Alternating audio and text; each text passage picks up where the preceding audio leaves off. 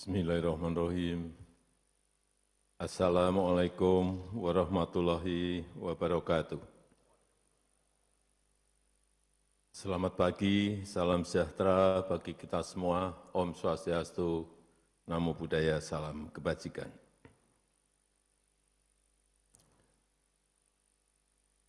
Bapak Ibu, para peserta Rakornas Pengendalian Inflasi yang saya hormati, pertama-tama saya ingin menyampaikan ucapan terima kasih yang sebesar-besarnya pada tim pengendalian inflasi pusat dan tim pengendalian inflasi daerah yang telah bekerja keras, yang telah berusaha keras untuk mengendalikan inflasi, sehingga yang terakhir di bulan Mei yang lalu, inflasi kita berada di angka 2,84%. Ini merupakan salah satu yang terbaik di dunia.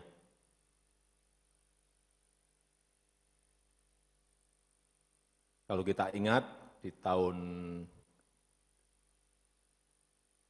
9-10 tahun yang lalu, inflasi kita masih berada di angka 9,6%, Pak Gubi, ya. 9,6%, dan atas usaha keras kita, sekali lagi, berada di angka 2,84. Dan saya tahu setiap minggu oleh Mendagri, di absen satu persatu inflasinya berapa, dibuka secara gamblang berapa angkanya di provinsi ini, di kabupaten ini, di kota ini, sehingga semuanya tahu. Setiap ke daerah juga yang saya tanyakan sekarang selalu inflasinya berapa, Pak Gub? Growth-nya, pertumbuhan ekonomi berapa, Pak Bupati, Pak Wali Kota? Selalu saya tanyakan itu supaya kita semuanya peduli, aware terhadap hal yang sangat penting. Karena begitu inflasi naik, misalnya 9,6,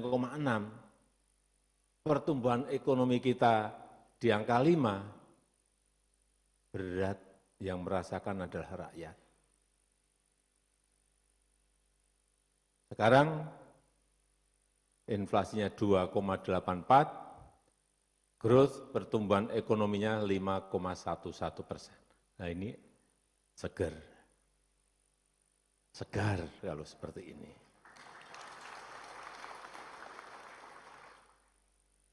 Tapi kita harus tetap waspada, hati-hati, tidak boleh lengah, tantangan ke depan tidak mudah.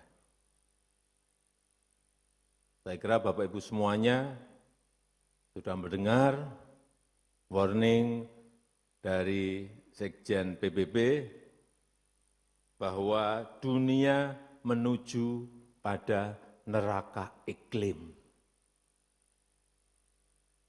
Ngeri, neraka iklim. Suhu akan mencapai rekor tertinggi 5 tahun ke depan. Hati-hati. Dan 1 tahun terakhir ini kita merasakan betul adanya gelombang panas, periode terpanas. Di India bahkan sampai 50 derajat Celcius. Di Myanmar 45,8 derajat Celcius. Panas sekali.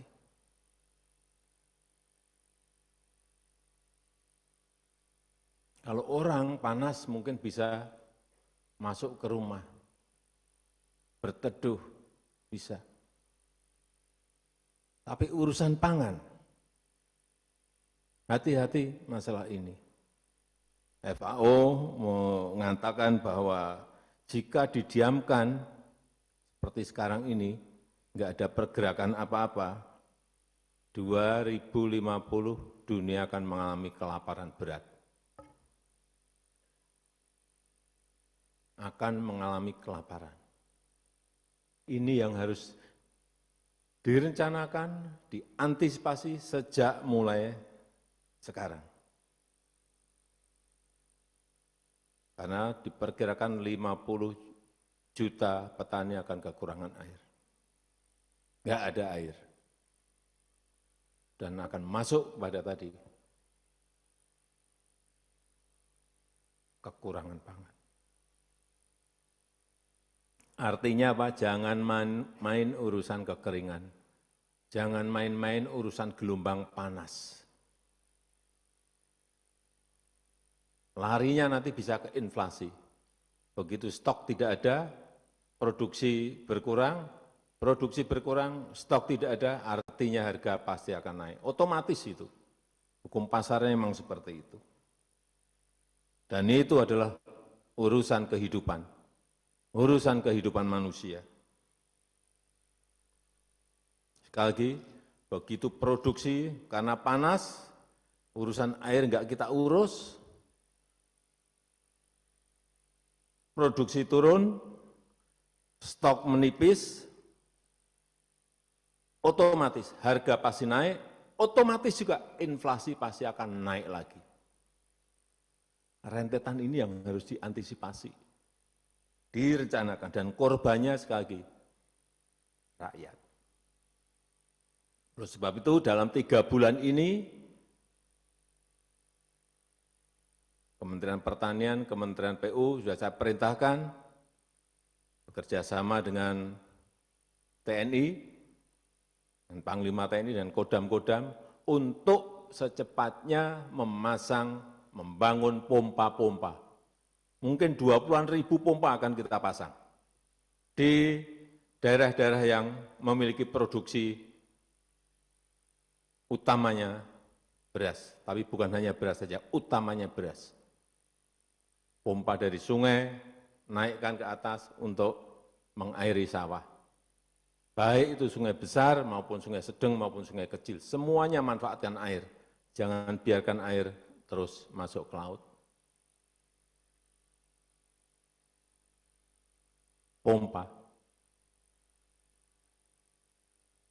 Beberapa sudah dikirim, saya kira ke Kodam-Kodam. Saya kemarin di Jawa Tengah sudah masuk pompanya 1.400, tapi akan tambah lagi.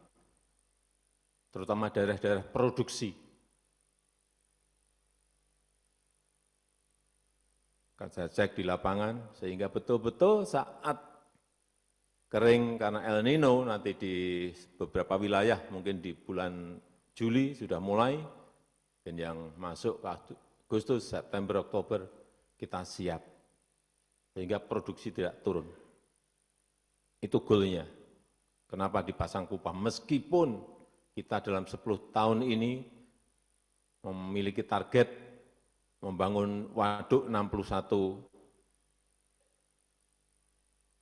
waduk dan bendungan. Yang sudah saya resmikan 43 bendungan.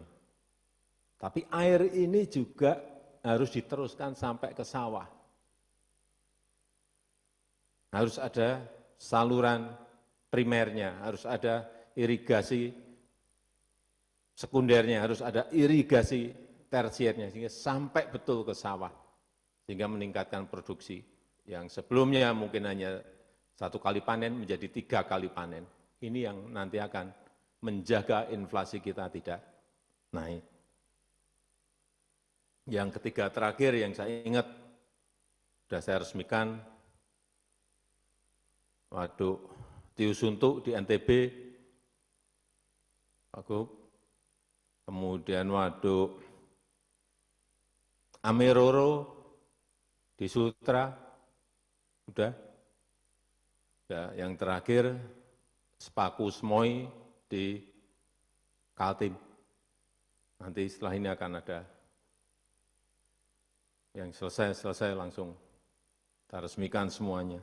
Sehingga sekali lagi saya minta yang menjadi kewajiban pusat, kerjakan pusat, yang menjadi kewajiban provinsi, kerjakan provinsi, yang menjadi kewajiban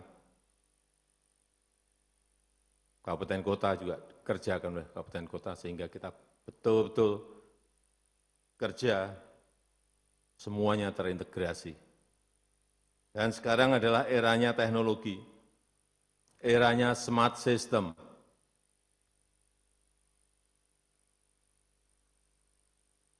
utamanya di kabupaten, kita harus bisa mengupgrade sistem pertanian kita menjadi smart agriculture,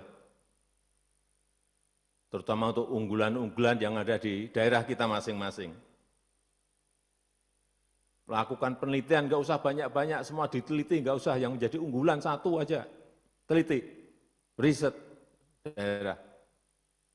Karena daerah kita ini bentangannya sangat panjang dan setiap daerah memiliki unggulan-unggulan. Itu saja, nggak usah meneliti sampai ratusan, satu aja tapi yang unggulan.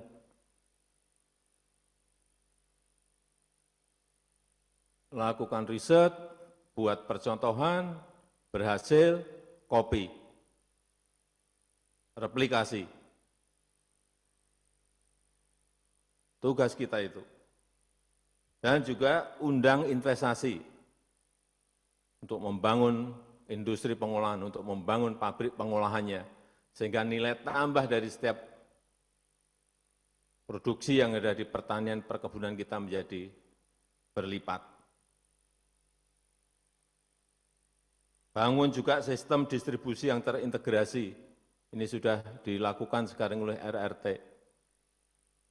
Sehingga betul-betul sistem distribusinya betul-betul terintegrasi. Betul. Saya kira kalau koordinasi pusat dan daerah bisa berjalan, apa yang tadi saya sampaikan akan bisa kita lakukan.